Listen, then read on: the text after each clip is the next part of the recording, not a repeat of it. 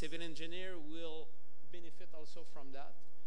Good knowledge of building material and insulation, so both field we can take all the new materials, but also the traditional material, which, as our president mentioned, in some case, we move to concrete, not necessarily moving for the best technology.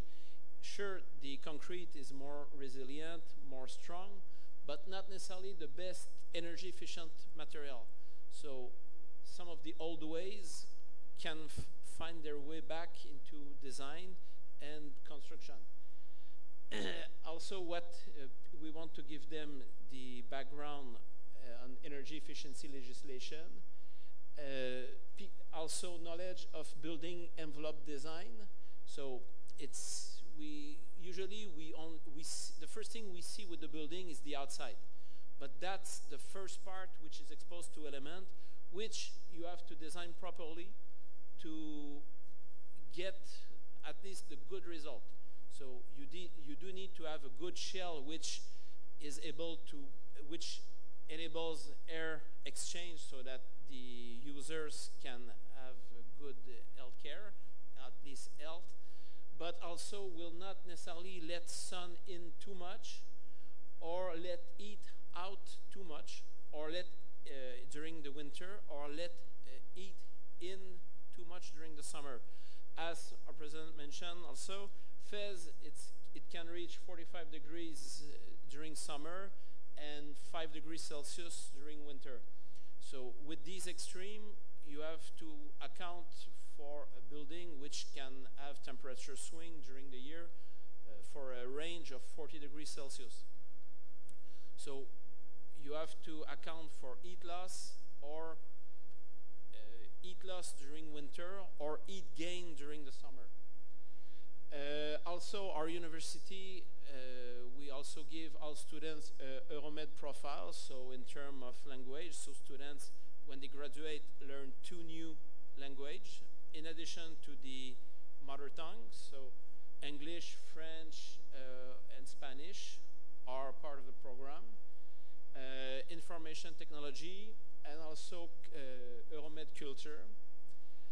Students also see the renewable energy, water use optimization, energy integration, and optimal management of building waste. So all this is to get energy efficient building. So after that, once we decided what we want to give them as outcome, we divided the program into major components. So first of all, the students. So students have classes in soft skill. So throughout the master, which is 4 semesters, 3 semesters of classes, 1 semester of internship, the last semester. So during the first 3 semesters, students will learn a lot of things, soft skill. So there is the Proemed courses, the language, even project management. They also see basic knowledge, so heat transfer, heat mass transfer, thermodynamics, even some basic law we'll see later. We also we consider the shell of the building a very critical factor. So there's the design architecture of the building. The utilities are very important. So in the utilities, there are 2 major things which draw a lot of power: heat or cooling, and lighting. So there are ways, for example, natural ventilation, natural lighting, that are taught and integrated in addition to artificial means.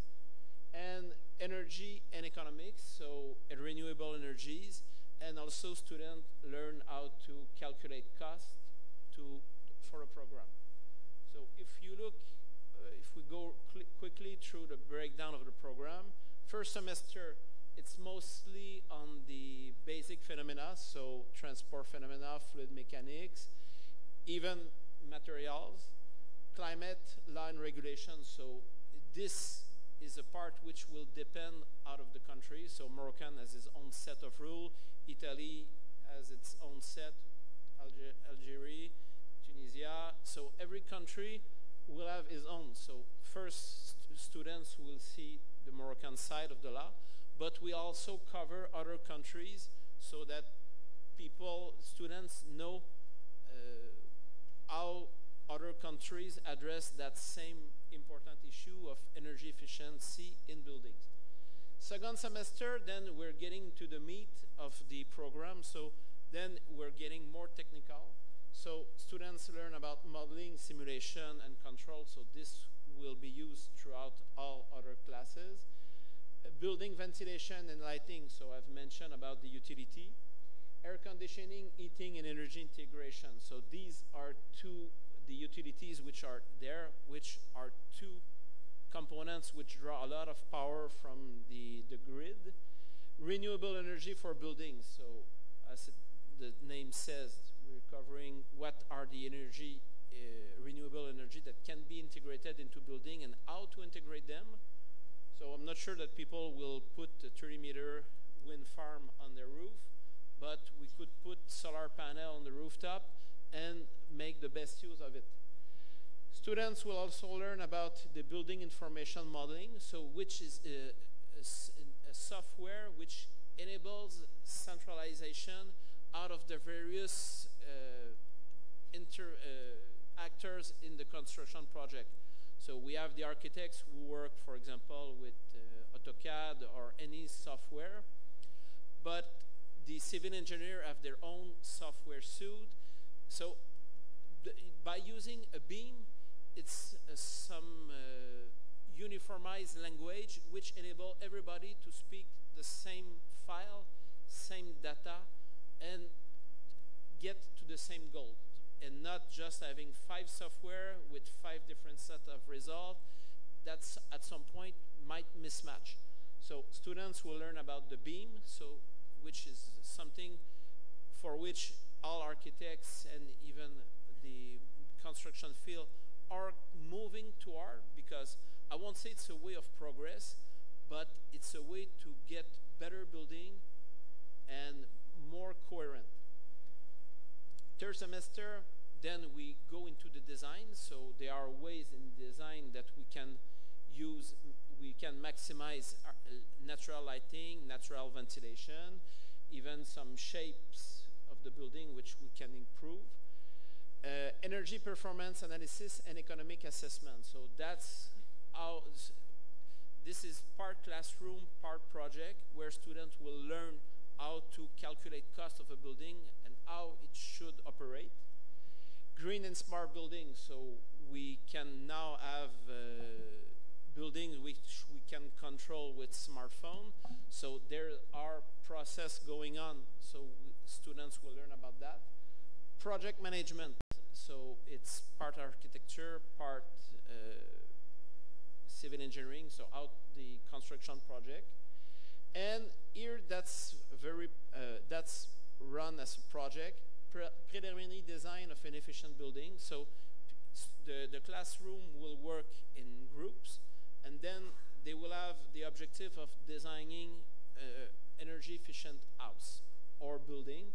So teams will be broken down into various components and run. And the fourth semester is the internship. One of the philosophy of the university is that teaching cannot be only academic, it needs to be applied. So throughout the laboratories, we have already some teaching equipment available, and other are underway and will be acquired on fluid mechanics, heat and mass transfer, thermodynamics, building materials, structural, building utilities, renewable energies, energy efficiency, and even a small test building which will be built on the site, where the building will be designed as energy efficient as possible, with using all technologies or all strategies available for natural lighting, natural ventilation, even smart monitoring, so to get theoretically a zero energy building. In terms of accreditation, the process is as follows. So in 2017, from April to December, it was the curriculum preparation. So through various iterations which were presented to various stakeholders, the program evolved to what I've shown you. In January 2018, the curriculum was submitted to CNSS for approval. In March, we received a positive answer, but with some minor change to make before final approval. April 2018, the new version was submitted, and the accreditation was received on July 2nd, 2018. And we were planning on opening before the accreditation. We were planning on opening on October 2018, but as the accreditation was received late in July or early in July, we tried to communicate, but as we couldn't communicate before, and every university in Morocco was reminded about the fact that no communication on programs which are pending accreditation, we decided to postpone to this fall 2019 for opening the enrollment process, and with a number of target students of 20. So it can be either, hopefully it won't be 20 civil engineers or 20 architects. We will get a mix of that, hopefully 50-50, but then that will be for a nice statistic on that. If I want to explain rapidly the communication process we are using, so it's a multi-pronged approach. So there is the written material. So we have the advertising brochure. So you have one example here. We are a new leaflet which is in the process of being prepared. So that will small leaflet to help have people know more about that program. On the internet side, there is through the Uemf website, so there is one page dedicated to the master, this master. There's also a link to the Proemed project, so to have this project known more. And also, this is more of a university-wide process. There are dedicated websites to help students identify and select university and teaching program. So we do also use those sites to make that program known.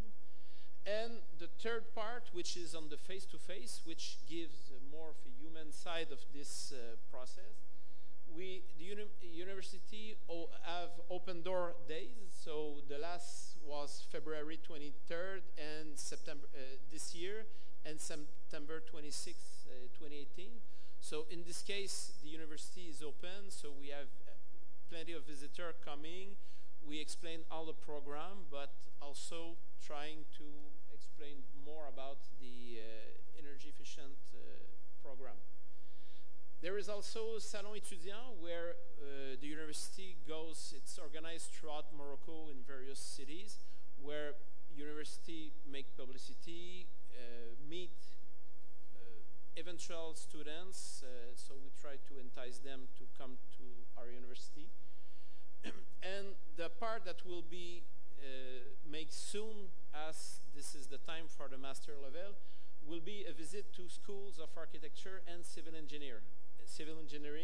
So as these two schools are the targeted student, it's nice to go directly meet them and try to convince them that they need to pursue further studies in energy efficiency. Being engineer of initial training, sometimes when you graduate as engineering, you straight outside you want to go to work in the industry. I know I've had plenty of co-students in my promotion that went straight to industry.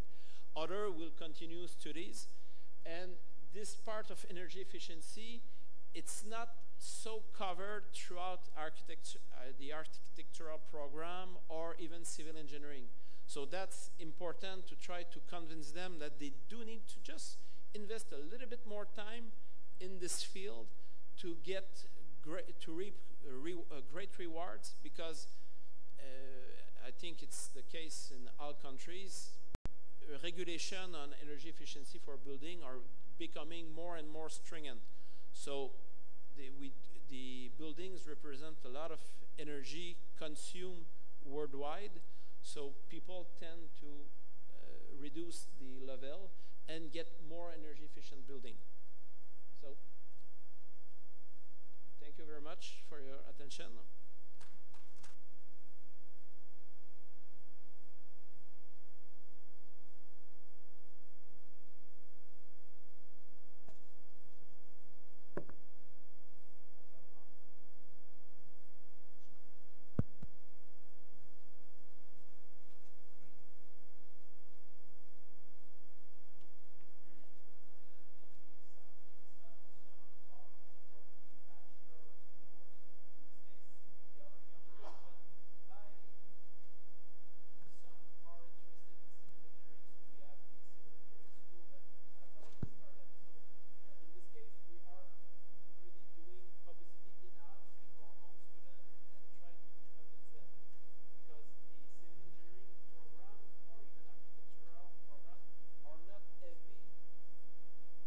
Not heavy in the energy efficiency, so they will tell you how to build a building, how to cast concrete, how to select concrete, but they will not necessarily tell you how to assemble bricks or how to select them in terms of energy efficiency. And the architects in this case might not necessarily go the extra length to use maximum, unless you entice them or order them to, but the idea is to get the architects to naturally try to use the best strategies, and not just in terms of cost-wise, because at some point the architects on civil engineering will build per the client's need, and then if the people who are trained are able to convince sometimes, because energy efficiency at some point, even if you save on the long run, always cost a little bit more on the short run. And sometimes people just see not as far as their nose, not in the long run. While they will save a lot more on 20 years than what they will pay in the first year or 2 years.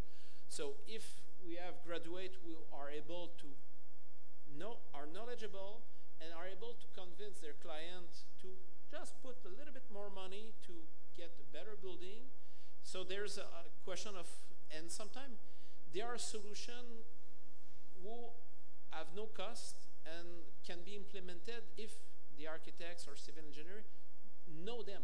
Sometimes it's just by switching one type of brick to another one, which could be the same price, but have slightly better performance or avoid leakage, because at some point that's one of the issue. So sometimes there are solutions which don't have any real cost, but people do need to know about these solutions to try to implement them. It's hard to apply something that you don't know. So that's one thing we want to do, is to reinforce the basic knowledge and orient it more on energy efficiency. So I'm not sure you visited the other two buildings in the back. So at some point there is a visit which is planned.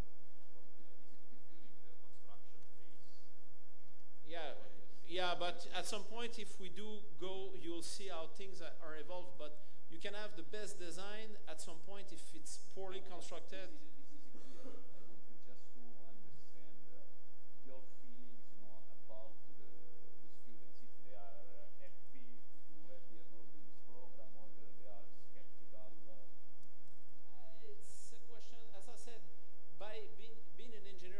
I had a lot of students that were in my promotion that as soon as they graduated, they wanted to go into enterprise. I want money. And some had a long-term view, and some will just invest a little bit more time of their time to get better. As energy efficiency, you need to invest a little bit more at start to get the rewards on the long run. So even with formation, at some point, the same principle, you do need to invest a little bit more at start. Sorry, for you to understand, there is, you consider in the curricula in terms of the title, in terms of the content, the overlap with other courses present in this university or another university? We did when we did the curricula, I have co-worker who are involved, Professor Bonamizi and Professor Mabruk. So we were also four. So various profile. We have two process engineer, one architect, and Khalil, you are? I'm not sure if you're a chemist or process engineer because sometimes I do bug you on process engineering. So as you see, we have at least half of the team which are process engineers. So we did not think about as architect, not as civil engineering, we thought it as process engineer. So we did thought about what are the learning outcomes, what we want to give students, what do they know. First of all, we decided which kind of student we wanted for that program. So it was easy to decide that architects and civil engineering. But then, as it's two background, it's trying to decide where you find the middle ground in that. So we decided, first of all, we thought about what are the learning outcomes. So what we want to give them as profile. So these are the main result we wanted to give to students. Once we decided on that, after that, we saw how we can achieve that. So, and this is just to show that we decided on what is important in the building. First, there is the students, so project management, and the part which every student of the Uemf needs to take. Even the master on renewable energy and energy efficiency also have the same classes in Proemed culture, the language, so that's the same, and sometimes it's the same groups. We take all master and we put them in the same classes, so there is the intermix of students. I would say it's quite tricky to plan all these together, but it's doable. And we have the basic knowledge and skill which also are derived from these learning outcomes. The shell, which is the outside, utilities where really the energy is drawn and where we can cost energy. So it started with what we want to give to the students, and we move to how do we reach that target. Excuse me, Sebastian, isn't it too restrictive to limit the master's degree program to civil engineers and to architects? Wouldn't it be interesting to look around in the professional bachelor degrees, because there are some professional bachelor's degrees that have the necessary, or at least partly, the necessary prerequisites to get in? This is the third, but right now it's the other field related to building construction. So we didn't, first of all, we target civil engineering and architects, but if we have professional or even people who want to decide to come back to study and have some experience, so that's on a case-by-case basis. What I mean by professional degree is professional bachelor degree, les licences professionnelles. Les licences professionnelles. That's in the third. Okay, so yeah. Sure. We look at the programs. Yeah. Yeah.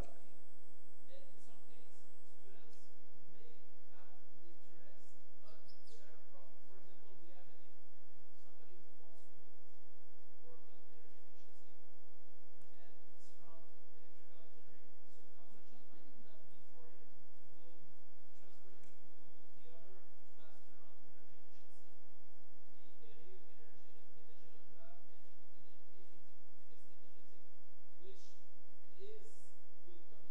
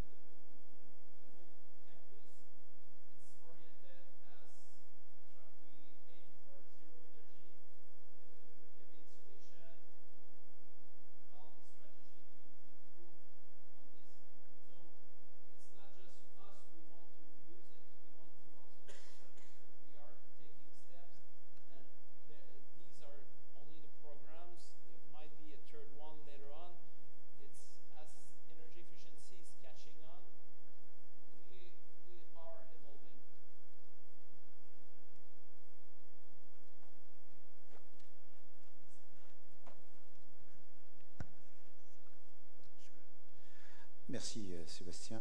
Je voulais savoir, est-ce qu'il y a des formations similaires au Maroc sur l'efficacité énergétique dans le bâtiment? Et vous avez dit que vous espérez recruter 20 étudiants pour la première promotion.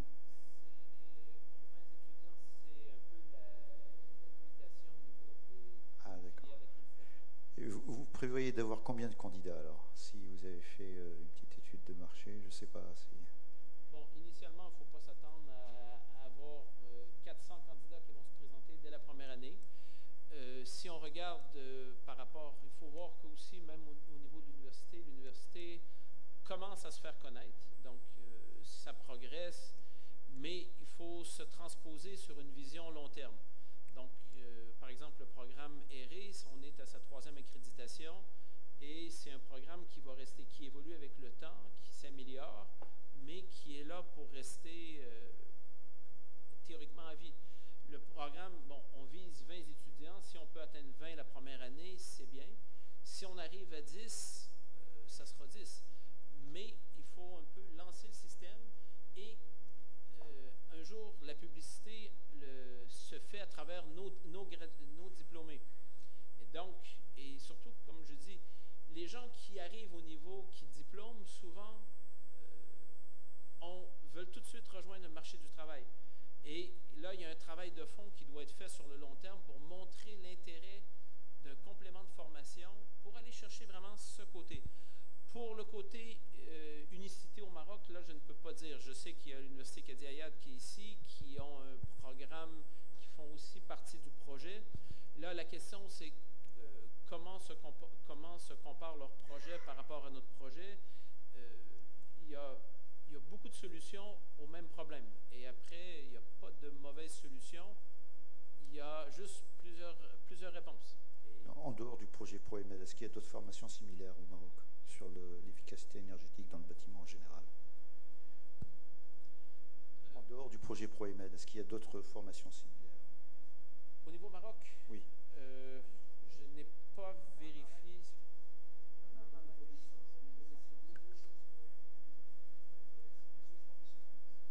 Licence, pas au niveau master. Ok, donc je crois que... Yeah.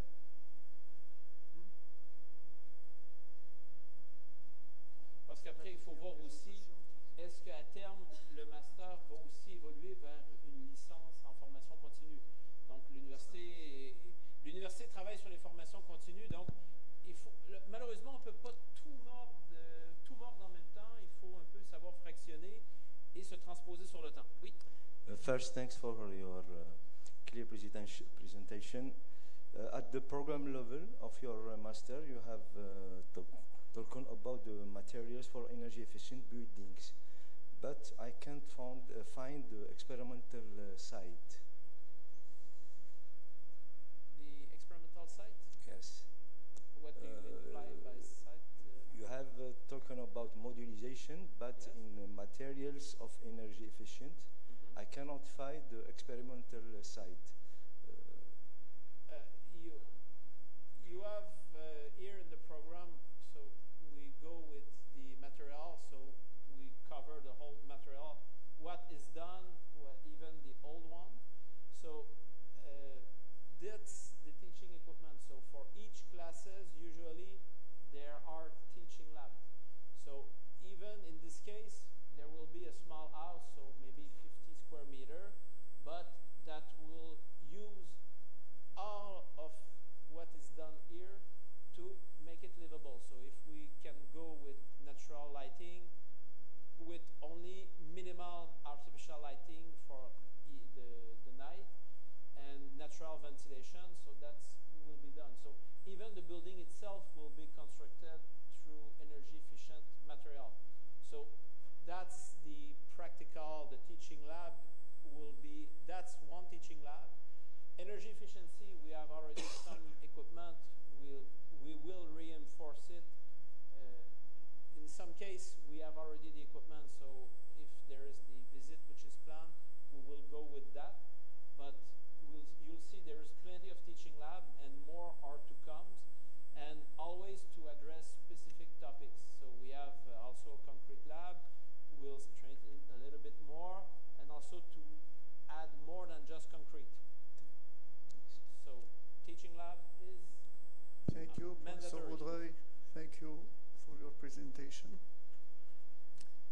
maintenant à la présentation de l'Université Qadir Hayat. Donc,